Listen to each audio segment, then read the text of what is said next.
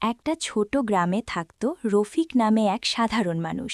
তার নিজের বলতে ছিল একটি ছোট কুঁড়ে ঘর আর সামান্য জমি। সে প্রতিদিন ভোরে উঠে মাঠে কাজ করত, কিন্তু তার আয় ছিল খুবই কম। তবুও রফিক সব সময় হাসি খুশি থাকত। গ্রামের অনেকেই ভাবত এত কষ্টের মধ্যেও সে কিভাবে এত শান্ত থাকতে পারে। রফিকের একটা অভ্যাস ছিল, যেই তার কাছে সাহায্য চাইত সে কখনো না বলতো না। কখনো নিজের খাবার ভাগ করে খেত, কখনো আবার নিজের কাজ ফেলে অন্যের কাজ করতে যেত। তার স্ত্রী মাঝে মাঝে রাগ করে বলতো, তুমি সবাইকে সাহায্য করতে গিয়ে নিজের কথা ভুলে যাও। রফিক শুধু হেসে বলতো, মানুষের উপকার করলে একদিন না একদিন তা আমাদের কাছেই ফিরে আসবে। একদিন গ্রামের ধনী ব্যবসায়ী করিম সাহেব রফিককে ডাকলেন। তিনি রফিকের পরিশ্রম আর সততা সম্পর্কে অনেক শুনেছিলেন। করিম সাহেব বললেন, আমি তোমাকে একটা কাজ দিতে চাই। আমার নতুন বাগান দেখাশোনা করবে? রফিক খুশি মনে রাজি হল। বাগানটা ছিল অনেক বড়। সেখানে নানা ধরনের ফলের গাছ ছিল। রফিক মন দিয়ে কাজ করতে লাগল। সে শুধু গাছের যত্নই নিত না, গাছের সঙ্গে কথা বলত, ভালোবাসা দিত। কিছুদিনের মধ্যেই বাগানটা আগের চেয়ে অনেক বেশি সুন্দর হয়ে উঠল। একদিন করিম সাহেব বাগান দেখতে এসে খুব খুশি হলেন। তিনি বললেন, রফিক, তুমি সত্যি অসাধারণ কাজ করেছ। আমি তোমার বেতন বাড়িয়ে দিচ্ছি। রফিক কৃতজ্ঞতায় মাথা নিচু করল। কিন্তু সুখ বেশিদিন স্থায়ী হল না। হঠাৎ একদিন ভয়ঙ্কর ঝড় হল। ঝড়ে বাগানের অনেক গাছ ভেঙে গেল, ফল নষ্ট হয়ে গেল। করিম সাহেব খুব রেগে গেলেন। তিনি ভাবলেন, রফিক ঠিকমতো কাজ করেনি বলেই এমন হয়েছে। তিনি রফিককে ডেকে বললেন, তুমি দায়িত্ব ঠিকমতো পালন করনি, আমি তোমাকে আর রাখতে পারব না।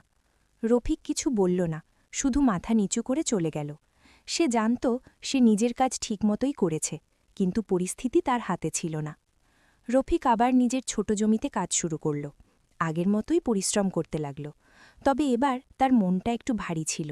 তবুও সে অন্যদের সাহায্য করা বন্ধ করল না। কিছুদিন পর গ্রামের পাশ দিয়ে এক ভ্রমণকারী লোক যাচ্ছিল। সে খুব অসুস্থ ছিল এবং কারও সাহায্য পাচ্ছিল না। রফিক তাকে নিজের ঘরে নিয়ে এলো, যত্ন করে খাওয়ালো, ওষুধ দিল। কয়েকদিনে লোকটা সুস্থ হয়ে উঠল। বিদায় নেওয়ার সময় লোকটি বলল, তুমি জানো না তুমি কাকে সাহায্য করেছ? আমি শহরের এক বড় ব্যবসায়ী। তোমার এই উপকার আমি কোনো দিন ভুলব না। রফিক হেসে বলল, আমি কিছু পাওয়ার জন্য সাহায্য করিনি।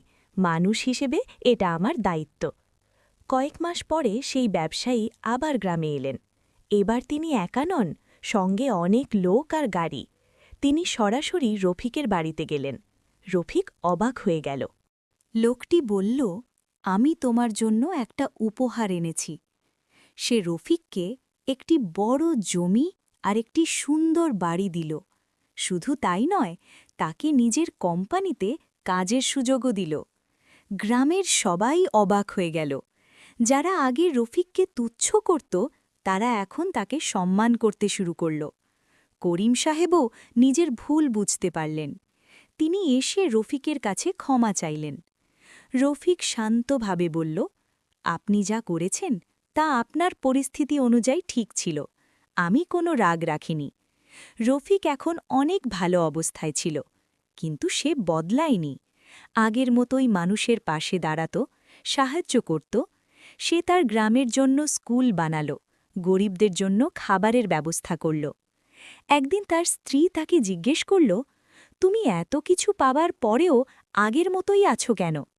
রফিক মৃদু হেসে বলল, কারণ আমার আসল সম্পদ টাকা বা জমি নয়। আমার আসল সম্পদ হল মানুষের ভালোবাসা আর বিশ্বাস।